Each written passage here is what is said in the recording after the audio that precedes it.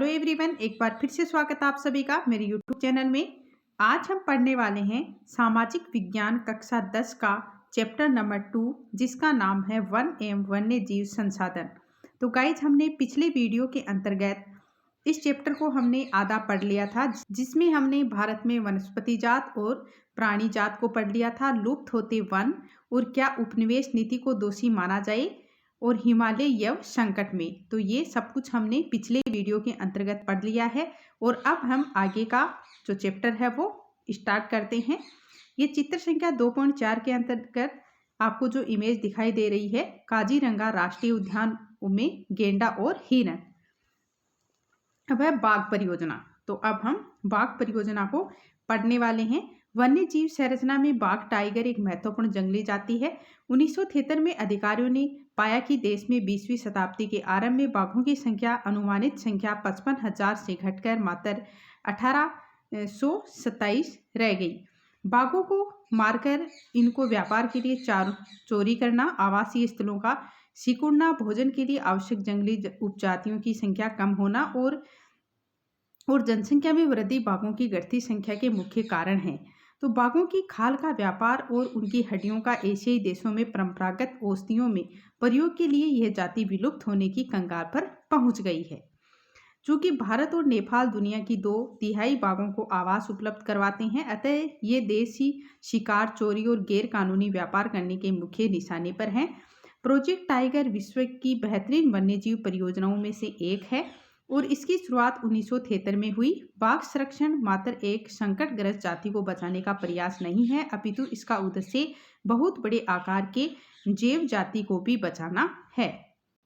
यानी जो वन्य जीव संरचना है उसके अंतर्गत जो बाघ है वो एक महत्वपूर्ण जंगली जाति है और इसका विलुप्त होने का सबसे बड़ा जो कारण है वो इनमें से भी है कि बाघों को मारकर उनको व्यापार के लिए चोरी करना और आवासीय स्थलों का सिकुड़ना और भोजन के लिए आवश्यक जंगली उपजातियों की संख्या कम होना और जनसंख्या में वृद्धि बाघों की घटती संख्या के मुख्य कारण हैं।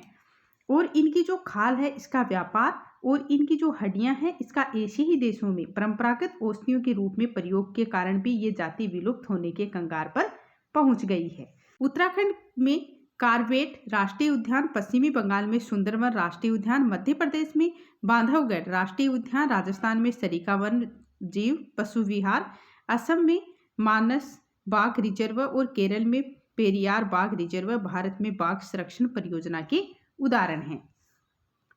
आजकल संरक्षण परियोजनाएं जैव विविधताओं पर केंद्रित होती है, न कि इसके विभिन्न घटकों पर। यानी आजकल क्या है कि जो संरक्षण परियोजनाएं हैं वो जैव विविधता के ऊपर है वो केंद्रित होती है। संरक्षण के विभिन्न तरीकों की गहनता से खोज की जा रही है और संरक्षण नियोजन में कीटों को भी महत्व मिल रहा है। वन्यजीव अधिनियम 1980 और 1986 के तहत सैकड़ों तितलियों, पतंगों, भृंगों एक डेंगून फ्लाई को भी संरक्षित जातियों में शामिल किया गया। यानी जो वन्यजीव अधिनियम है इसके अंतर्गत यानी 1980 और 86 के तहत सैकड़ों जो तितलियां हैं, पतंगे हैं, भृंगों हैं और ड्रैगन फ्लाई हैं, इनको भी संरक्षित जातियों के अंदर है वो शामिल किया गया है। 1991 में पौधों की भी 6 जातियां पहली बार इस सूची में रखी गई हैं। क्रियाकलाप: भारत में वन्यजीव पशु विहार राष्ट्रीय उद्यानों के बारे में और जानकारी प्राप्त करें और इसकी स्थिति मानचित्र पर अंकित करें। वन और वन्य जीव संसाधनों के प्रकार और वितरण। यानी अब हम वन्य जीव और संसाधनों के प्रकार और वितरण इसको हम पढ़ेंगे। यदि हम वन और वन्य जीव संसाधनों को संरक्षित करना चाहें तो इनका प्रबंधन, नियंत्रण और विनियमन अपेक्षाकृत कठिन है, यानी मुश्किल है। पर भारत में अधिकतर वन और वन्य जीव या तो प्रत्यक्ष रूप से सरकार के अधिकार क्षेत्र में हैं या वन विभाग तथा अन्य विभागों के जरिए सरकार के प्रबंधन में हैं। तो इन्हें निम्नलिखित वर्गों में बांटा गया है। पहला है आरक्षित वन, यानी देश में आधे से अधिक वन क्षेत्र आरक्षित वन किए गए हैं।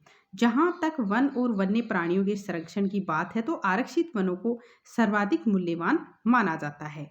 यानी देश के अंतर्गत आधे से अधिक जो वन है उसको आरक्षित वन है वो घोषित किया गया है।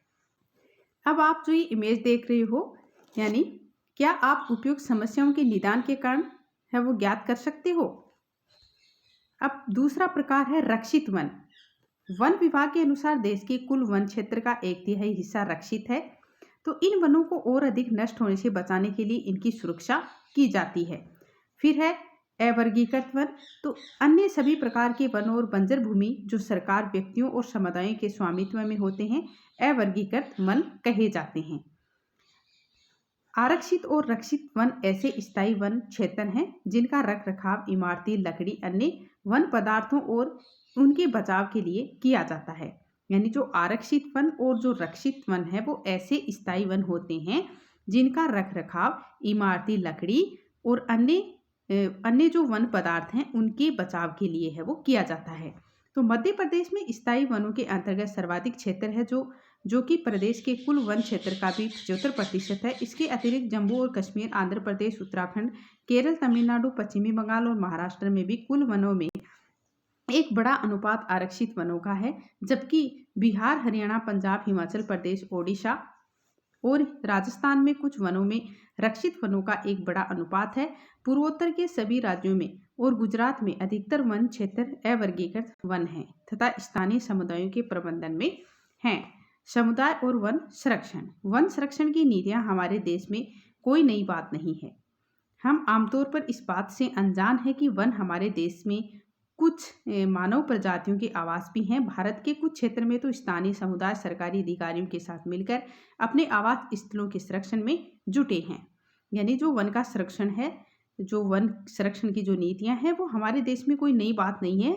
हम आमतौर पर इस बात से अनजान है कि जो वन हमारे देश में कुछ मानव प्रजातियों के आवास भी हैं और भारत के कुछ जो क्षेत्र हैं उसमें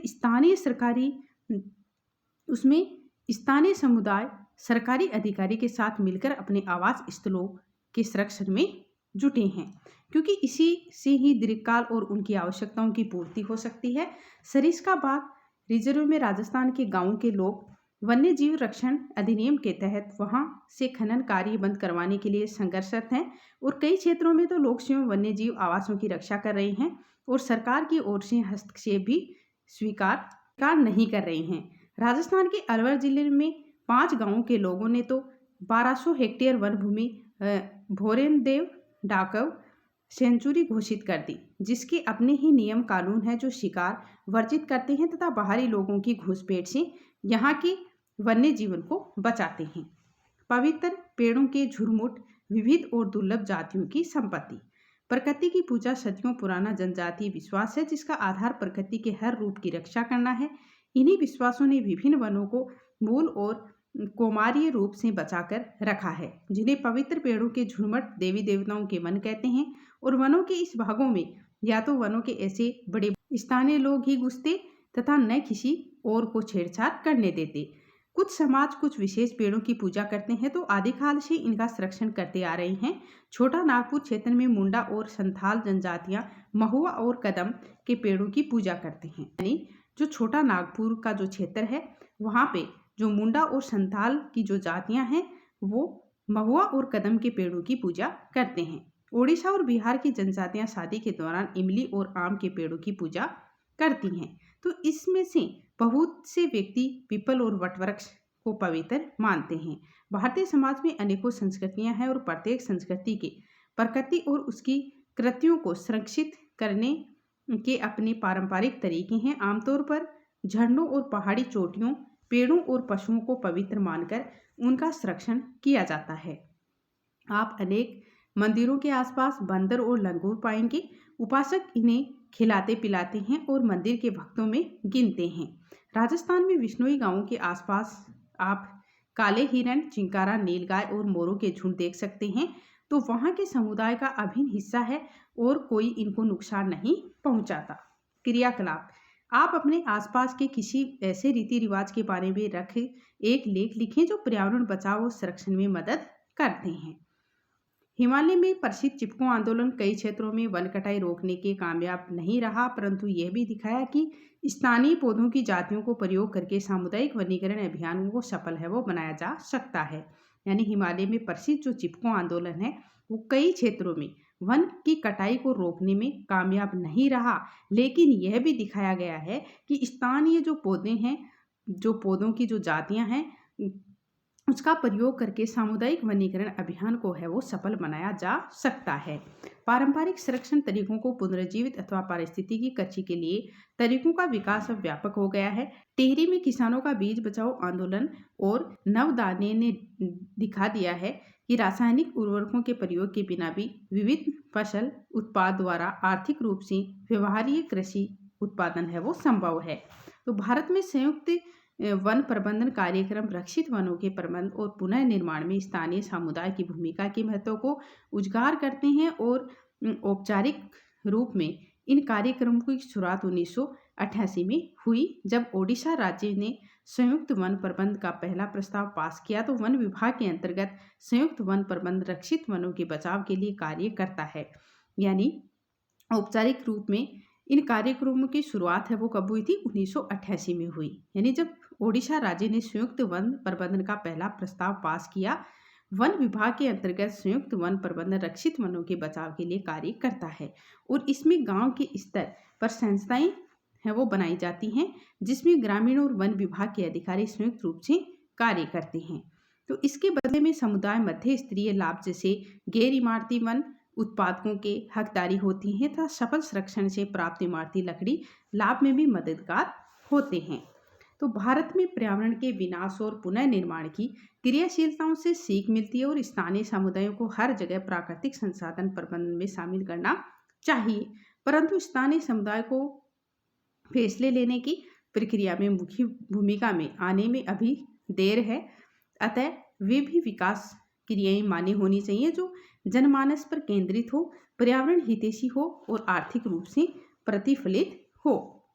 तो पेड़ एक विशेष असीमित दयालु और उदारपूर्ण जीवधारी है। यानी जो पेड़ है वो एक विशेष असीमित दयालु और उदारपूर्ण जीवधारी है जो अपने सतत पोषण के लिए कोई मांग नहीं करता और दानशीलता पूर्वक अपने जीवन की क्रियाओं को भेंट करता है। यह सभी की रक्षा करता है और स्वयं पर कुल्हाड़ी चलाने वाले विनाशक को भी छाया प्रदान करता है। तो इस तरह से गाइज हमने जो हमारा चैप्टर था वन और वन्य जीव संसाधन, इसका हमने अध्ययन कर लिया है। अगर आपको मेरा ये वीडियो अच्छा लगे तो प्लीज़ वीडियो को लाइक करें और चैनल को सब्सक्राइब करना ना भूलें। Thank you guys.